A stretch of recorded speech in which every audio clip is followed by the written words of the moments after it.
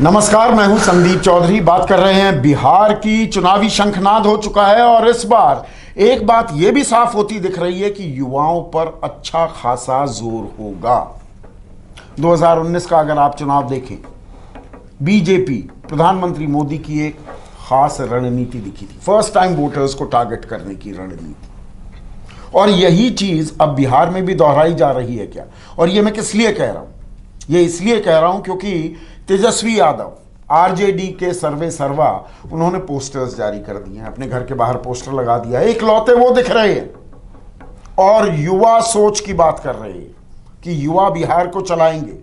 और इस पोस्टर में लालू प्रसाद यादव का चेहरा नदारद है। अब इसके मायने क्या है? सुकेश से बेहतर कौन समझा सकता है? सुकेश, लालू प्रसाद यादव के बिना पोस्टर्स, यह सोचा भी जा सकता था? देखिए, तेजस्वी एक कैलकुलेटेड गेम प्लान की तरह चल रहे हैं, के तहत चल रहे हैं। उन्हें मालूम है कि लालू प्रसाद यादव के वोट इंटैक्ट हैं, उन्हें ऐसा लगता है। ग्रेजुएट करके आगे जाना है। लालू प्रसाद यादव, मैं हमेशा बोलता हूं कि आरजेडी के लिए वो वीकनेस भी है, वो स्ट्रेंथ भी है। याद करिए, पिछली बार जब जेडीयू और आरजेडी दोनों मिलकर चुनाव लड़ रहे थे तो एक नारा कोइन किया प्रधानमंत्री ने, आरजेडी मतलब रोजाना जंगल राज का डर। वो डर, वो भय, वो जब जब लालू यादव की पार्टी विपक्ष में होती है तो सत्ता पक्ष वाली पार्टी, उनकी विपक्षी पार्टी, ये डर दिखाती है। डर दिखाती है, जंगल राज की बातें होने लगती जी। तेजस्वी यादव उससे निकलना चाहते हैं। वो कई बार मंच से सार्वजनिक तौर पे ये कह चुके हैं कि 15 साल में गलतियां हुई होंगी हमसे, लेकिन इन 15 सालों में क्या हुआ है, हमें मौका दीजिए। उन्होंने नारा गढ़ा है, अब की बार युवा सरकार। और आप ठीक कह रहे हैं कि जो ये नारा है, और आरजेडी दफ्तर के ठीक सामने बड़ा बड़ा ये पोस्टर लगा जिसमें सिर्फ तेजस्वी यादव की फोटो है। वो दरअसल उस जो इमेज बनी है, उस इमेज से वो निकलना चाहते हैं। वो ये बताना चाहते हैं और खासतौर पे युवा वोटरों को बताना चाहते हैं। मैं पहले भी एक बार आपसे डिस्कशन में कह चुका हूं कि जो पिछली बार 3 साल का बच्चा था, 4 साल का बच्चा था, वो इस बार वोटर है।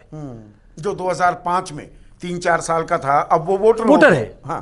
तो शायद तेजस्वी यादव इसका फायदा उठाना चाहते हैं कि जो युवा हैं, जिनकी एस्पिरेशन पूरी नहीं हो पाई है, जिनकी बहुत सारी आकांक्षाएं रही होंगी, स्कूल से लेकर, कॉलेज से लेकर, रोजगार से लेकर, वो तमाम चीजें जो इस सरकार को जिस पे वो डॉक में खड़ा कर सकते हैं, उसको आगे रखकर वो पोस्टर के जरिए एक आइकॉन बनना चाहते हैं। और वो जंगल राज के बारे में कुछ जानते नहीं, वो तो आज के बिहार के बारे में जानते हैं ना, तो वो आज के बिहार की बात उनके सामने रखने की कोशिश कर रहे हैं। बिल्कुल, तेजस्वी यादव यही चाहते हैं कि जो युवा, जो पहली बार का वोटर है, उसको कम से कम ये पता लगे कि इन 15 सालों में क्या हुआ है। उनकी जो वीक पॉइंट है कि जंगल राज का डर दिखाया जाता है। जब जेडीयू उनके साथ हो गई तो अपना अचीवमेंट बताया था। नीतीश कुमार ने कहा था कि यहां किसी की जरूरत नहीं है, बिहार में बहार है, नीतीश कुमार है। अब वो नारा नहीं है, अब दरअसल पलट के उसको फ्लिप साइड उसका दिखाया गया जो नरेंद्र मोदी ने किया था कि अगर में डिफेंसिव दिख रहे हैं कि थोड़ा नीतीश कुमार कि वो सुशासन बाबू के नाम से जाने जाते हैं, विकास की, रोजगार की वो बातें कम कर रहे हैं और वो जंगल राज का भय ज्यादा एक वो चित्रण करने की भी कोशिश की। देखिए, चुनाव के प्रचार में एक प्रोपोर्शन होता है। हाँ। वो प्रोपोर्शन टिल्टेड है, मुझे लगता है।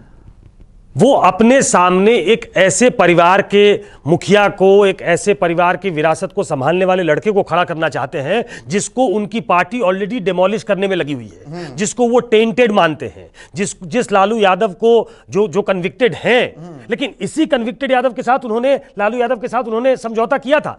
उस समय जो नैरेटिव बनाने की कोशिश थी वो दूसरी थी। इस बार चूंकि उनके सामने तेजस्वी आकर खड़े हो गए, वो विपक्ष के उम्मीदवार अभी घोषित नहीं है, लेकिन अघोषित उम्मीदवार के तौर पे वो नीतीश कुमार के सामने खड़े हैं। वो एक नैरेटिव बिल्ड करने की कोशिश कर रहे हैं, तो साथ में नीतीश कुमार एक नया नैरेटिव बिल्ड करने की कोशिश में है। नया नहीं, दरअसल वही पुराना नैरेटिव बिल्ड करने की कोशिश में है कि अगर मुझे नहीं चुनोगे तो इनको चुनना चाहते हो आपके सामने। तो ये प्रेसिडेंशियल फॉर्म जो है उस पर दोबारा नीतीश कुमार वापस आ गए हैं। दागी जो अतीत है, और खुद तेजस्वी और तेज प्रताप यादव पर भी आरोप लगे हैं, उन आरोपों को कहीं ना कहीं वो आगे लाना चाहते हैं। और जो आपने वेटेज की बात की ना, कितना पुट होता है चुनावी रणनीति में, वो देखने वाली बात होगी।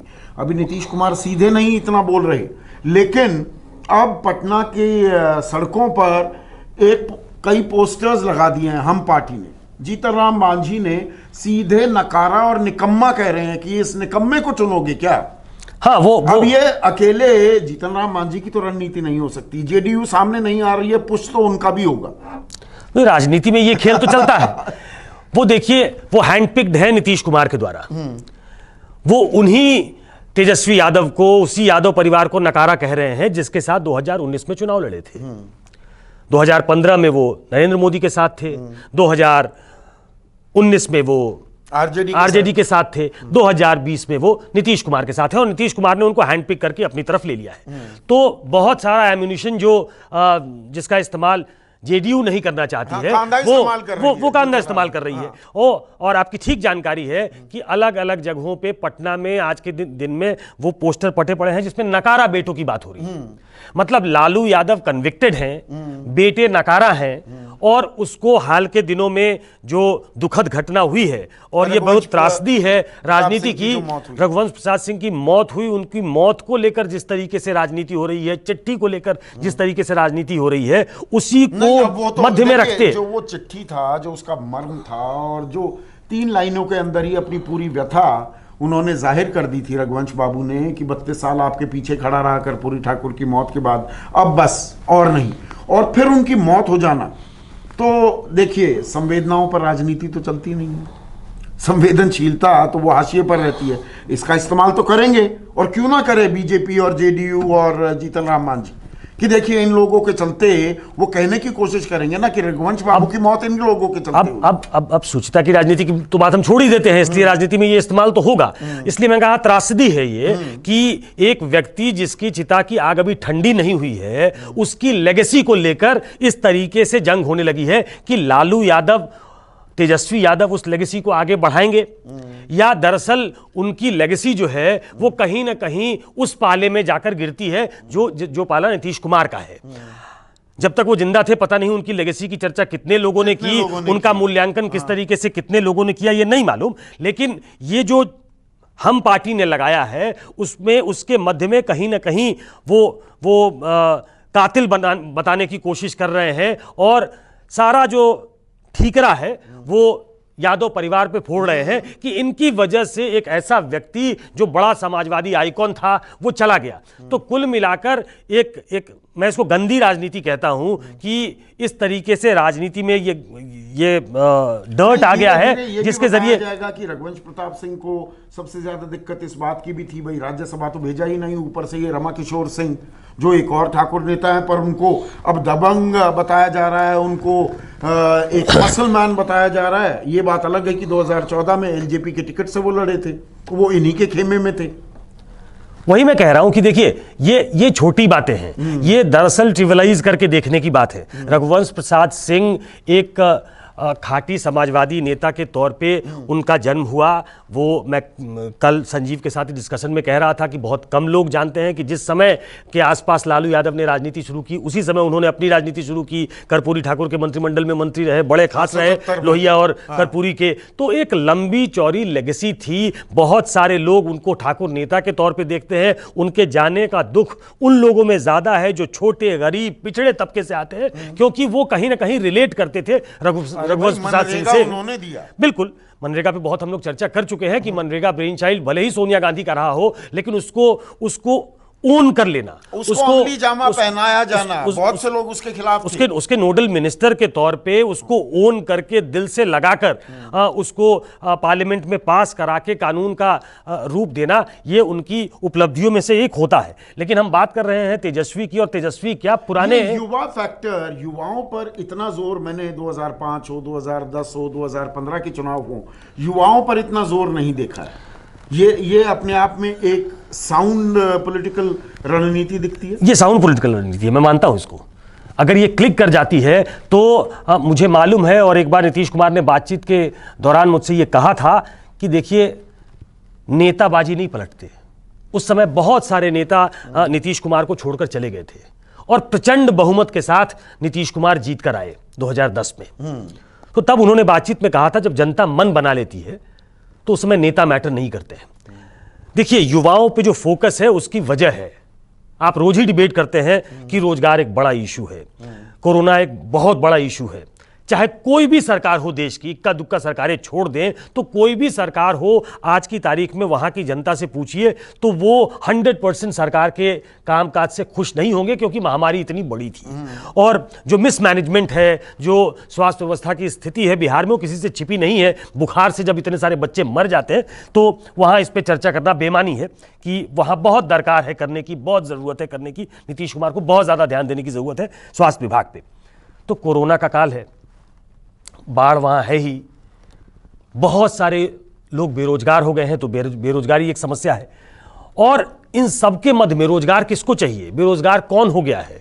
कौन लोग वापस चले गए? वो लोग वापस चले गए जो बाहर काम करते थे और कंट्रीब्यूट करते थे बिहार में, क्योंकि कमाते वहां थे लेकिन पैसा वहां भेजते थे, अपने घर वालों के पास भेजते थे। तो एक ऐसा कॉर्ड है वो जिसको तेजस्वी यादव गठबंधन में और चिराग पासवान जो सत्ता में है वो पकड़ना चाहते हैं। दोनों अपने लिए एक कॉन्स्टिट्यूएंसी कार्व आउट करना चाहते हैं कि दरअसल युवाओं की बात ये युवा कर रहा है, और इसमें इसलिए युवा बहुत बड़ा जात पात का जो खांचा है वो भी टूट जाता है। युवा युवा होता है, फिर वो बाद में बात करता है जात की। जात एक रियलिटी है, कड़वी हकीकत है, पर पहले युवा।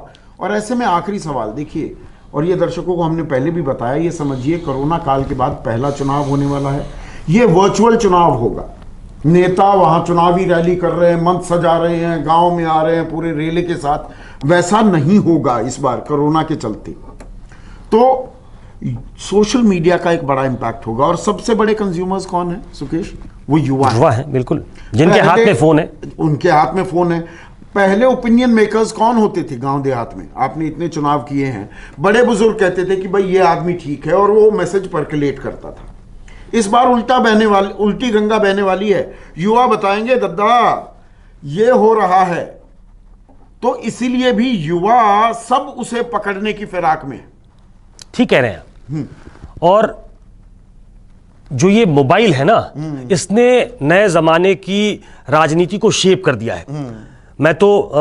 हम तो बात कर रहे हैं पोस्ट कोरोना पीरियड की। ये प्री कोरोना काल में भी अगर चले जाइए 2019 का चुनाव, उसमें सोशल मीडिया का एक बहुत बड़ा रोल था, वो बहुत बड़ा रोल उसने प्ले किया था।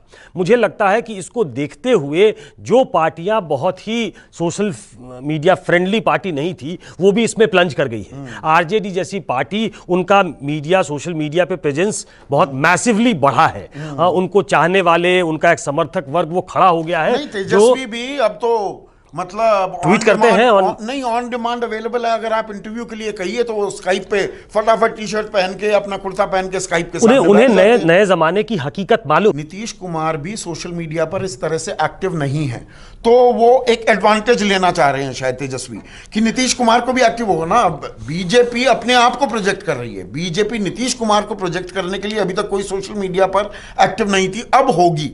पर जेडीयू भी इनएक्टिव है, तो ये जेडीयू बनाम आरजेडी की लड़ाई में देखें तो इनिशियल एडवांटेज लेने की कोशिश है क्या तेजस्वी? बिल्कुल है। और इसको देखते हुए जो पहली रैली जिसको आरजेडी की तरफ से कहा जा रहा है वो फ्लॉप हो गई कि 10 लाख लोगों को संबोधित करेंगे, वो नीतीश कुमार ने की। उनका दफ्तर जो बनाया गया है, बड़ा हाईटेक दफ्तर बनाया गया है, जिसमें सोशल मीडिया के जरिए वो कैसे अधिक से अधिक लोगों से जुड़ सकते हैं, संवाद कर सकते हैं। न सिर्फ नीतीश कुमार, उधर से भी संवाद हो, दो तरफा संवाद हो, इसकी कोशिश तो उनको मालूम है।